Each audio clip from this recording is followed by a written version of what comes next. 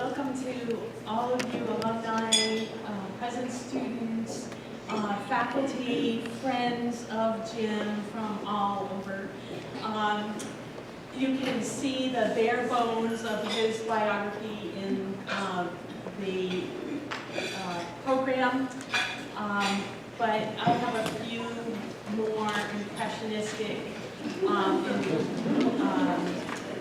words of introduction. First, I want to look around. As one of our alums, Mimi Smith-DeCoster, said to me, Jim inspires us to kick it up a notch and wear our better clothes and our plaid rags. So you will see a dress here and a hat there, and definitely a few flashes of color where most people would have worn dark blue. And that is because of Jim, because every day he dresses the way he is today, just full of life and full of color. It is like springtime whenever you see him. So we've come from many parts of Jim's life, as I said, but we've already met Dr. Kovacs, and she will say a few words later, and I want to recognize Mary Ellen Shiflett, who is here, because Jim and we were such wonderful friends for so many years. And I want to recognize the punch bowl over there. The punch bowl, they all said. The punch bowl is a gift from Dr. Marilyn Miller, who was Jim's first boss in the program. And it is part of the objects, the artifacts that are the LIS department. And believe me, it was very difficult to find silver polish. I didn't know it was a straight odd commodity, but I tried to polish it up as much as I could today. So again, you have a few accomplishments listed, and I forgot my other list. But I want to read a few of the titles from Dr. Carmichael's oeuvre, as they say. A book called Daring to Find Our Names, The Search for Lesbigay History. The Male Librarian and the Feminine Image, a survey of stereotype, status, and gender perceptions. The Last Socially Acceptable Prejudice. Women in Southern Library Education, 1905 to 1945. And a book about Tommy Dora Barker. As Dr. Gersberger would always say, Jim, why do they always have three names? All Southern librarians seem to have three names. So Cora Paul Beaumar, Tommy Dora Barker, etc. But there will be many things that, of course, I will miss. I will miss Jim walking in with his colors. I will miss his sardonic laughter, especially at a faculty meeting.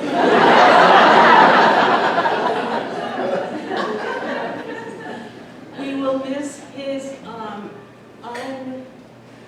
unvarnished belief in social justice. And it is hidden in the titles that I just read you, but that is exactly who he is. And I hope we won't miss it all the time. I hope you will come back and remind us every year, maybe, for the Ideal Summit, of which he was the original, the very first Ideal Summit, which the Cora Paul Beaumar Summit came from, was focused on LGBT IQ, and libraries, service from libraries. So Jim has left that legacy with us, just like the punch bowl, and it will last forever. Dr. Kovacs has a few words she wants to say, and then we will hear from Dr. Carter.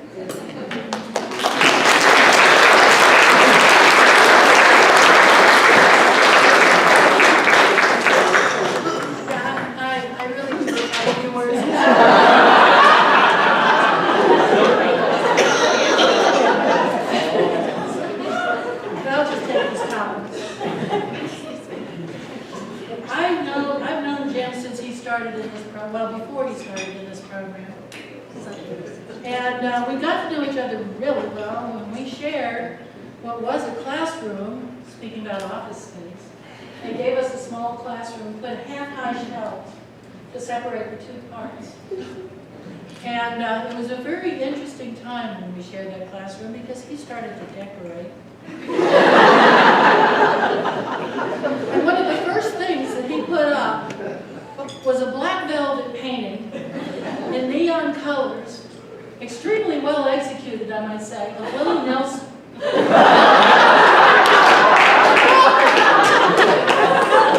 Braids and bandana and all.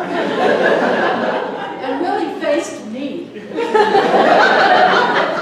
And his eyes followed me everywhere. And it was really unnerving. So naturally, I said something to Jim. Silly me. I said, Jim, I can't stand him staring at me. And he said, get over it.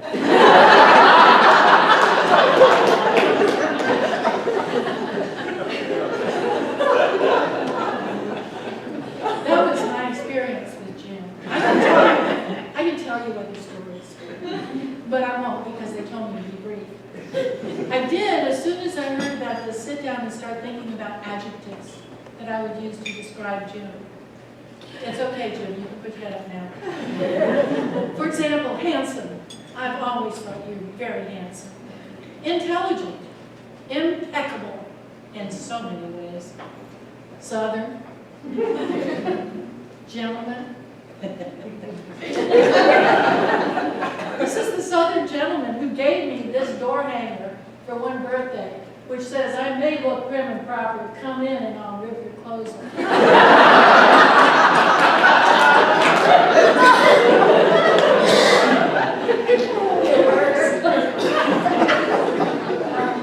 Remarkable. Dapper. Classy. Sassy. Actor. Dancer. We used to go to Reading Supper Club, I don't know if it's still here, and we danced ourselves silly. And he is a storyteller sublime. So I was thinking, if ever there were a sacred order of knighthood in this area, it might be called the Sacred Order of Bibliotecariani Carolinianus. And you would be in charge of that order. Which reminds me, when I retired, among other gifts I got, I was, as Queen Bee did, I was given a crown. This is the crown that was placed upon my head. Now you might notice that if you can see this far up, it's all hearts, rhinestone hearts. I really think this belongs to you, Jim.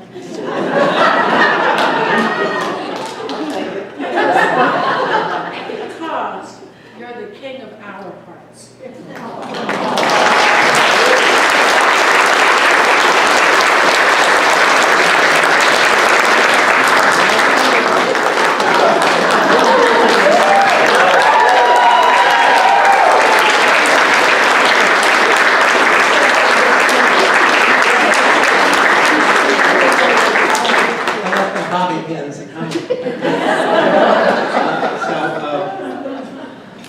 I'm just... One more time for the camera. Oh, for one more time. Camera, yes. I want copies of that. This goes right in with the brief remarks I want to make.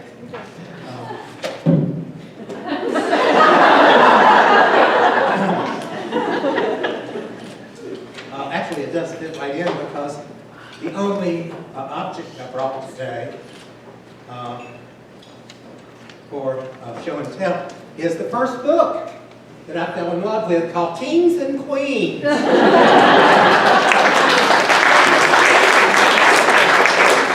was the only children's book I ever owned. My parents brought it back from England in 1954.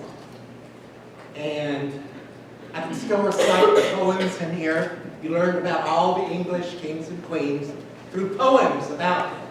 Victoria, Victoria, this is the Victoria Crown, was England's pride and joy when Grandma was a baby and Grandpa was a boy. And they can still remember the happy days long fled when the penny stamp was purple and that 8-penny stamp was red. So, you know, this is very, very appropriate. But what I'm going to spend, thank you for talking.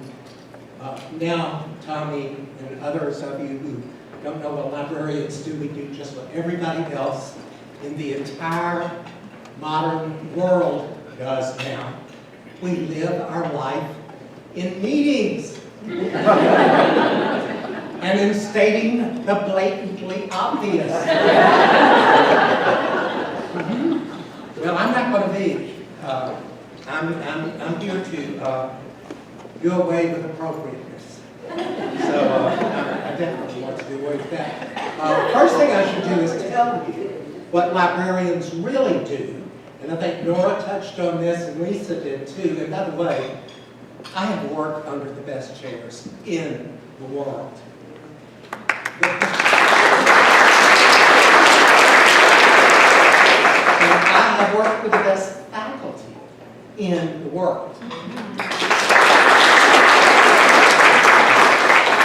This is the first time we've had a national presence. If you knew where we started 30 years ago, when Cora Ball was around, in 82 and 77. I wish Judy were here. She could, Judy Davey, I asked today, who was Keith Wright's widow, who was also our chair before me, and who gave me 6 months as interim chair while he was having cancer surgery. And boy, they never did that again. There's some of those files they still haven't found. And I do want to say about, it's really true, that we have a very close relationship. Now, we may not have been running every organization at ALA, but I could turn to Bea Kovacs, who shared my office, as we both were, by the way, smoking our heads off in our office on either side of this camera. And, you know, now faculty can't burn incense in a building, you know, because someone... At least we were calm while we were up. We were calm. We were calm. And we went to lunch together every day as Lori and Tammy and the school people still do it, and because they do that. That's what school people do. It's taken me 30 years, but they are, watch out about school people. They are the hardest working people in the world. And the person who trained me in how to behave in faculty meetings after they got tired of me slamming doors as I left, and I'm not exaggerating, was Billy, who is here, Billy Durham, who would pull me into her office and say, you know, sometimes I think you're like me. You get upset. And I said, me? and you know, I think I've softened a little bit over here because one of my special people who's at the Friends table is Mary Grace Thomas, who was my student and took my reference class. And of course, I can't remember anybody's name now, but I can remember every project they did. And they can probably remember every reference question I wrote. You know, like, what is the best day in January to cut hair to stimulate growth? Or who wrote the hymn that says, the hymn that goes down, in the heat of youthful blood, remember your creator God, or, other wonderful questions. And they can also remember Bea's class for the same reason. Because she got to teach them about cataloging, and Bea would come in the class, and she had a very novel approach to teaching. She would flop a rubber chicken down and say, this is an interesting cataloging problem. Describe this rubber chicken. And Bea had them howling, and cataloging has to be the driest matter in the world, unless, which we had in our department, we always had a sense of humor. So we would tell people about the funniest, most ridiculous subject headings that the Library of Congress was God, and passed down subject headings to all of us little peons in the local libraries down here. They would pass these subject headings down to us. Gerald R. Ford, President, dash, dash, relations with Boy Scouts. Or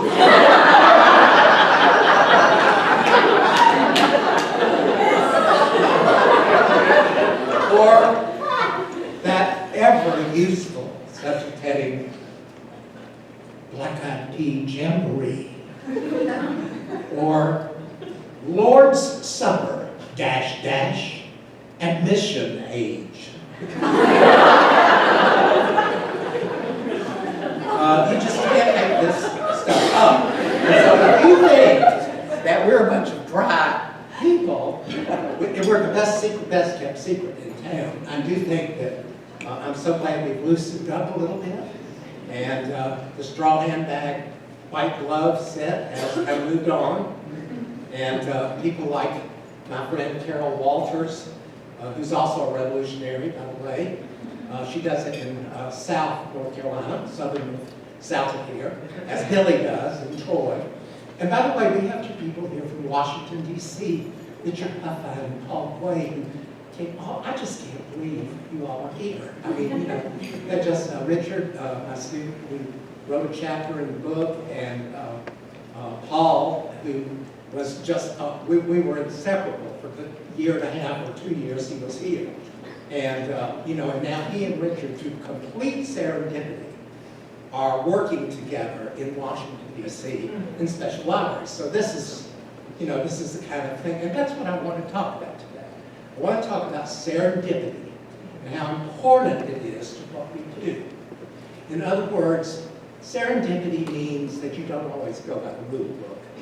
Serendipity means that life happens. Serendipity means pay attention. And serendipity means listen.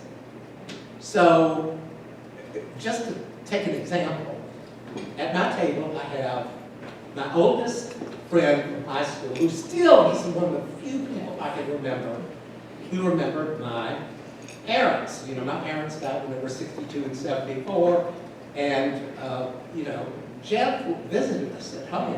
And Jeff Lariche ended up, he's from Cleveland, we went to school, to a prep school in Connecticut together, and wound up in Chapel Hill.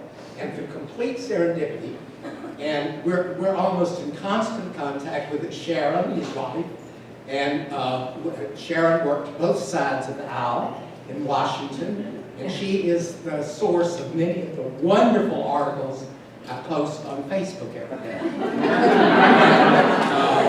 She is my secret source. I also have with me my traveling companion. I've actually spoken twice in international conferences. I gave the first paper on gay issues at IFLA, which is the International Federation of Library Associations, in Amsterdam in 1998, and my hairdresser went with me. And this is Deborah.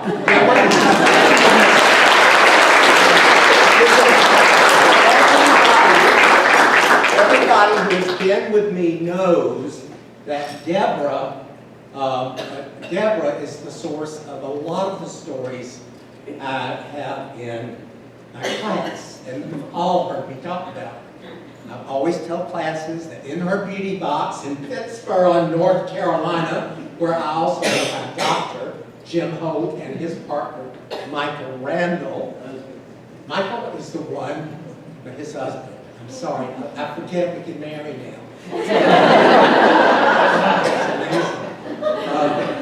I also have my current doctor and his partner, who's my best friend, Jay Brower and Tommy Jones here. When Deborah walked into her beauty parlor the first time, there was a sign on the wall, and it said, "I have PMS and a handgun. Any questions?" I taught every class of students that, because this is where real work happens, is in beauty parlors. It's where real therapy happens. It's where real work happens. And if you want a course in service and how to do public services, do not go to business school. What you do is you go to the grocery store and you pay attention to what's happening. And you watch the behavior of clerks.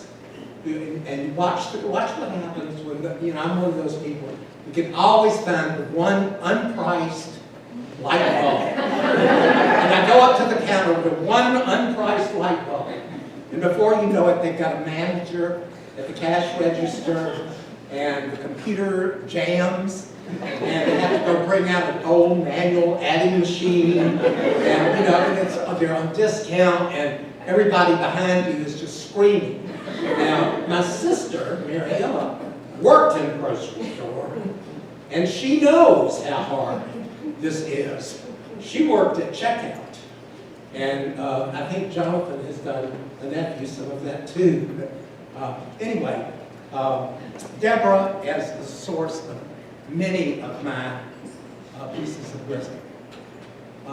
The other thing, serendipitous, all this color you're talking about. Well, my buddy, Kit Rodenbow, who owns Design Archives, has been dressing me for 20 years. And she also...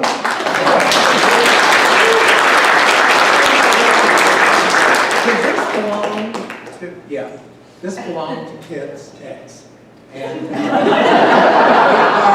are the same size. And, I love vintage clothes. And she also got me, with my friend David Corlea, who's not here today, into mannequins. And I have 3 mannequins at home that wear 20s and 30s dresses.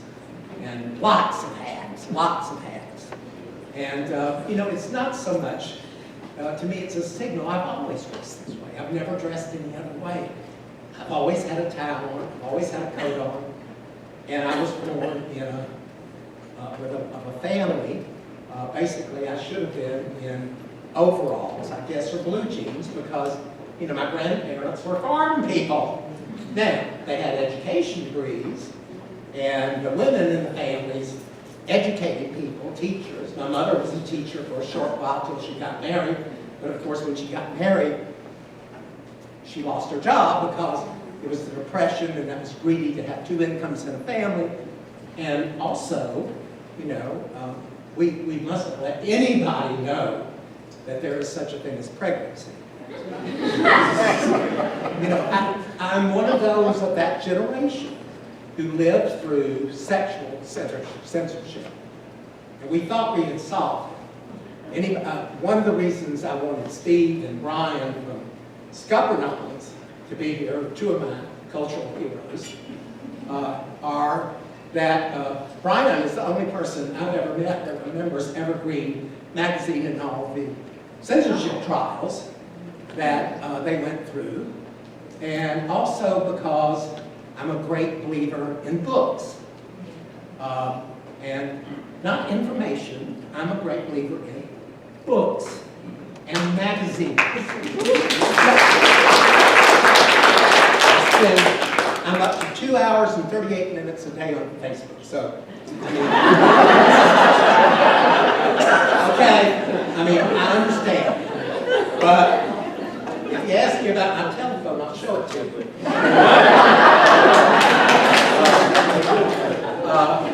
So what is it we teach? Well, I think the school librarians, again, are the ones who understand that you need focus. You know, in recent years, what are you going to do in retirement? I'm not going to do anything, I'm going to be. I'm going to meditation, where I met my dear friend Melanie, who's in this charming 1920s hat sitting next to me, who used to teach art here and around town. And Melanie, my dear friend, and I go to meditation every Tuesday.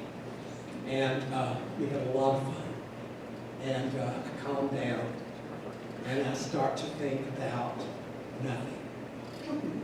And that sounds easy, but it's not. It takes practice. Like most things, it just takes practice. It doesn't mean you either do or you don't, or, oh, I don't like that. It means it takes practice. And I think books are important because we live in a completely distracted economy. The number one asset in the world right now, the biggest asset in the world is attention. And it's in very short supply right now. It is in very short supply. Catching people's attention. And school librarians have discovered and implemented in the middle of all of our technological hype and capitalistic carryings on with technology and replacing things we don't need to replace with things that really don't work better. They have found that children need to learn to focus. And one way they can focus is to read. And reading is so essential. And writing is so essential. I just bought The History of Handwriting, part of a two-part series from National Archives that teaches about handwriting, taking famous examples from a collection and showing how handwriting informs what we do and how it actually increases our ability to express ourselves, just the act of writing. And I'm not a typist, I'm a hunt and pecker. I can do it pretty well. I've done it, I've not to stay employed for 30 years, but it's not my first thing. So I guess what librarians, one thing we're here for is to represent what the things that do not change, as well as make available the things that are changing, and to introduce people to them. What is makerspaces? Makerspaces is a way to teach people in an era when children can no longer play in the street together, like we used to do, that they can make things, and they can have hobbies, and they can create stuff. I mean, if we left children to their own gaming devices on the internet, what would they miss? Well, everything. You know, if you haven't made a mess of a project before, how can you ever know that you can improve? You know, if you've never, mine was a biplane. I wanted to build a biplane one time, and the wings wound up crooked. Those balsa wood biplanes. Good Lord. So, that's the other thing we do. Then I have to say something about people. Because the number two thing we do is people. Now, in the bad old days, which actually goes right into the period I grew up in a town without a public library. We had a social library, the Clark Library, founded in 1868, run by the judge's daughter. This Tib Sibley, who had gotten her library degree, her BLS, or her BS in, see, we did away with the bachelor's degree and now we're doing it again. The BS in LS, Bachelor's of Science in Library Science, which was then the terminal degree, in 1934 from Emory University. And she honestly, I swear to God, I'm not making this up.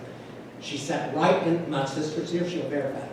She sat right in front of us in church, and she parted her hair in the middle and put it back into a kind of Dutch bun in the back, wound it around and braided it.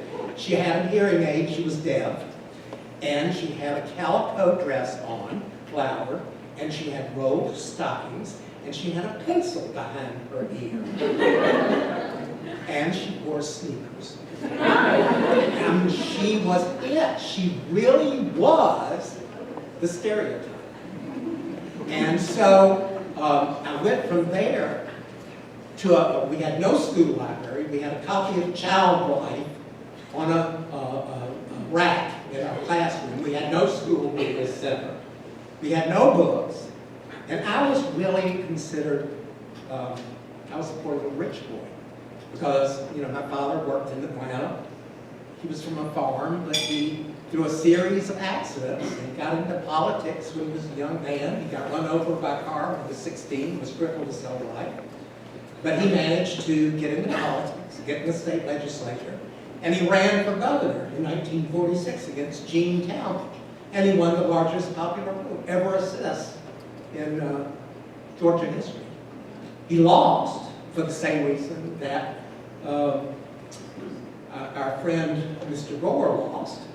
Not hanging Chad so much, but it was the county unit system, where you give all of the rural areas equal voting strength to the urban areas, which kind of gets us into the same mess that we're in now with gerrymandering in North Carolina.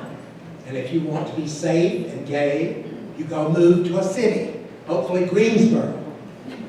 And Greensboro, and go to UNCG, which is now the most diverse campus in all of the 16 campuses of the UNCG.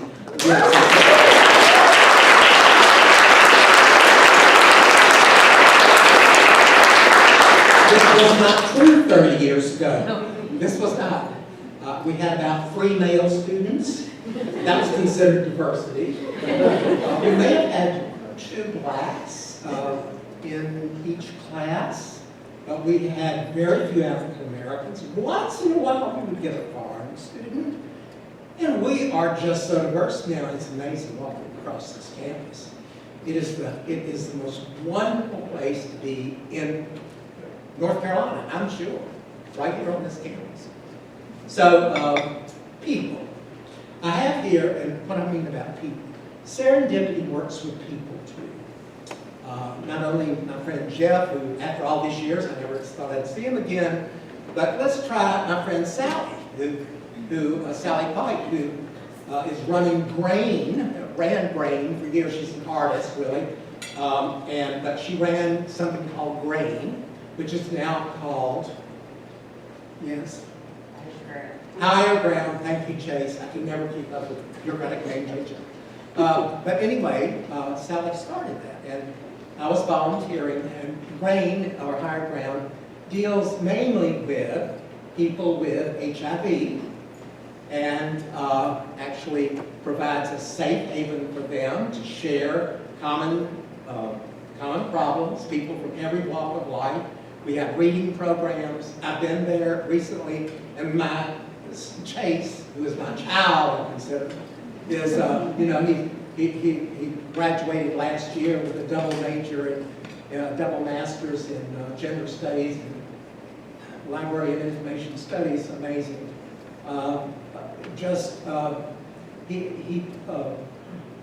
This organization, Sally was running, and we got, she fixed a lunch, I think, one time, and brought it with Bill Coleman, who was in anthropology, down to one day. That was one of the programs we had, to fix lunches. And Sally and I got to talking.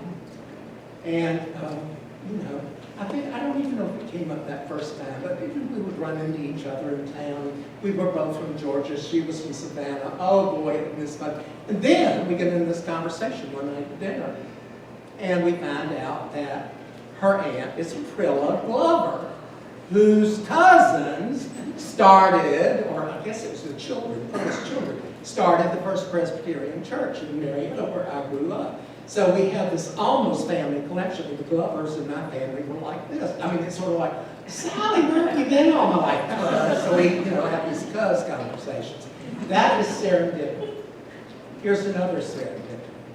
So I like this guy named Jay. Jay Brower, because he goes to antique malls all the time, and I'm a real sucker for, I don't care what that costs. And you can ask Andy, because Andy, we decorated my house. I don't care what it costs. You know, Jay and Andy are good. They try to save money and they're cheap. But not me. You know, I sell low. You know, that's my philosophy. And, if I want it, I want it. You know, that's why I stay in debt. So I meet Jay and start hanging around. I become very close with Jay and his family. And this was about the time Scott, I guess, another friend of ours, moved out of town. And we were actually in a Moravian reading group or something like that at one point. But so I'm hanging around with Jay, and through Jay, I meet some other people. And this is how it happens. And we figured out since that if we use Ancestry.com a little bit more, we're going to find out we're related. And then I knew in another context my friend Tommy.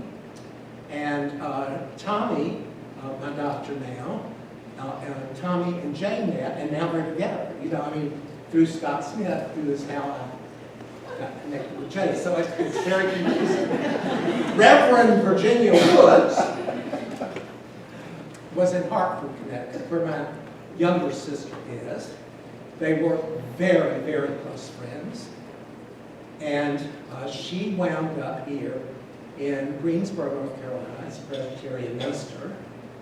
And since then, has gotten together with all of my touchy-feely meditation friends and gone on these hikes in Scotland and in Italy. So I don't know, they've saved me hours of having to explain things to people. You know, Dan and Jimmy, I don't even remember a time when I didn't know Dan and Jimmy in Greensboro. I just don't remember a time. Oh, I have to go back a minute.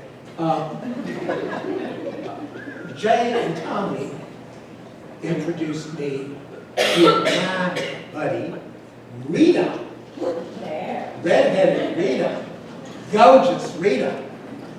And we have a dinner club that is named after my hairdresser friend Deborah in Pittsburgh's mama, Darwilla Deans. I mean, you can't make this stuff up. My friend Michael Randall, who I adore, Jim's partner, has a license plate that says Spain now. He's had it for 30 years. Now, you can go jump off a cliff and he won't stop you. But if you leave your dog out in the hot sun without water, he will come up to any redneck with a shotgun and say, you see why I love these people? And we're all like this. This is what librarians do. They do people. And it's no longer librarians. And they're here, I have to say, about what's happened to professionalization in our society. And that's my third point, maybe my last one. We'll see.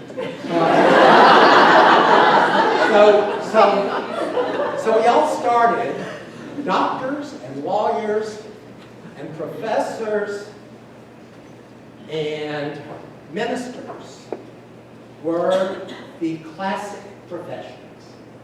Sociologists considered them the only professions. And librarians were a feminized semi-profession. That's why we had the master's degree. We wanted to prove them that we had scientists. We had science to our salt too. We do.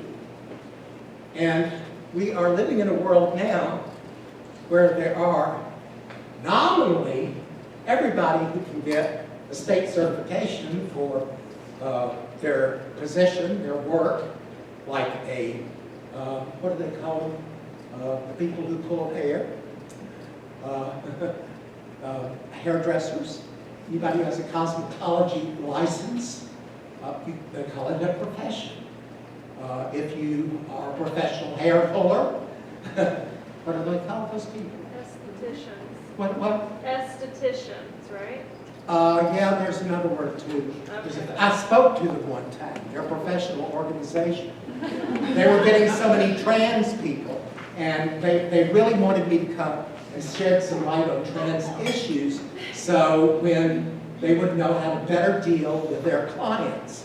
These are the people who, you know, permanently pull out your eyebrows that are too bushy. Well, as a cosmetologist, but there's another word specifically for hair. It does. Electrolysis. Thank you.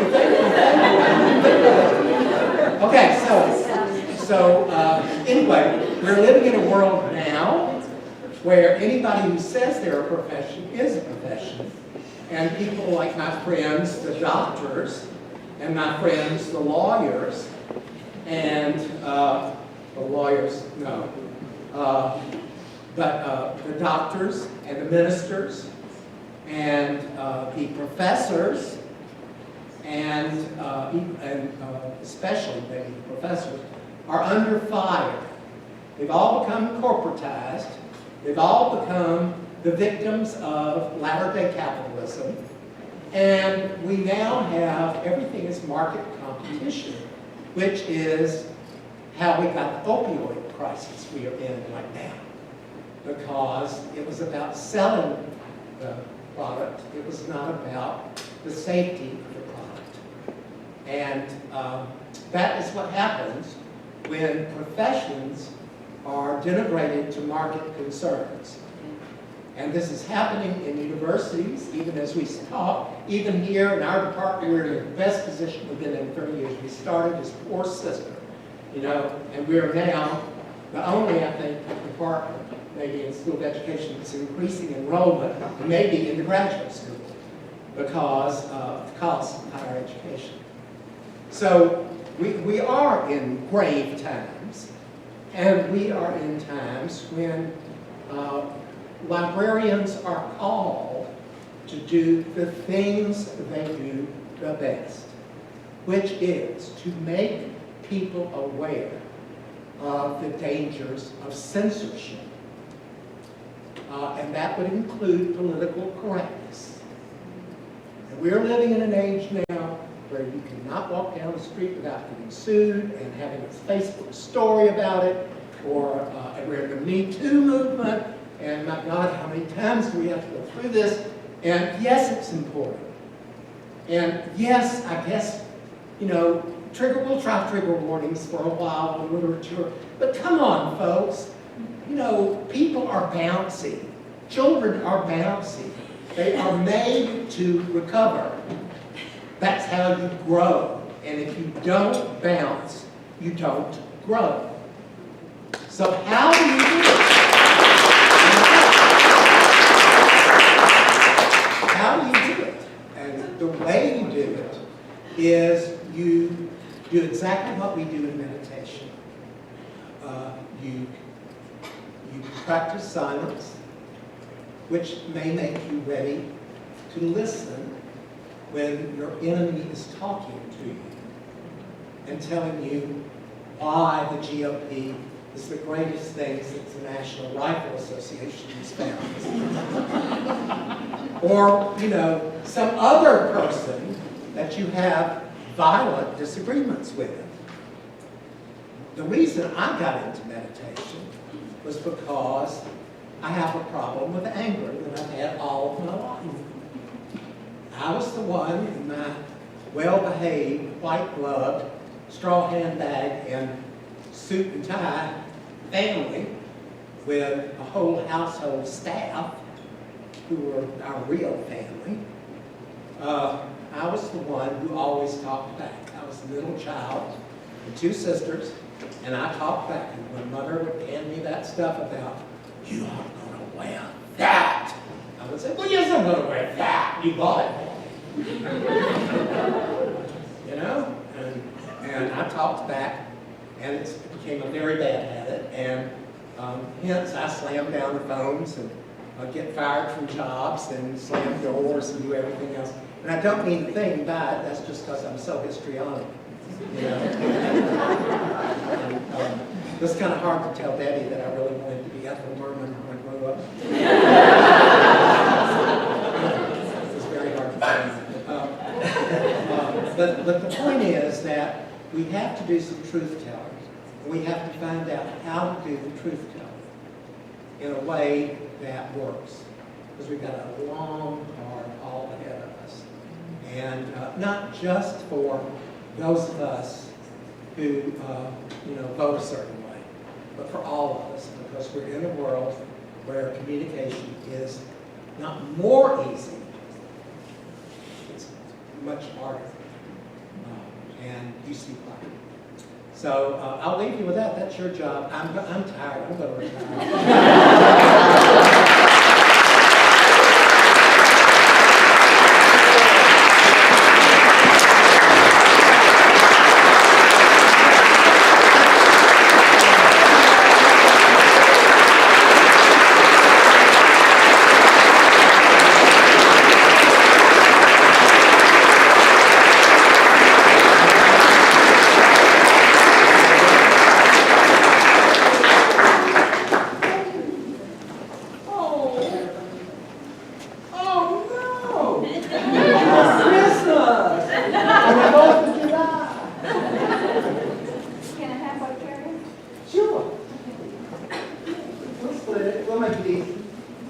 Lisa, go ahead. Well, we had him go last because nobody can follow him. Nobody can think of it. So we just have a couple pieces of housekeeping left. I told you earlier that we're rolling in dough. And I should have said something else in addition to that, which is we're rolling in state money, and we can only do certain things with state money. And a lot of support for students is prohibited.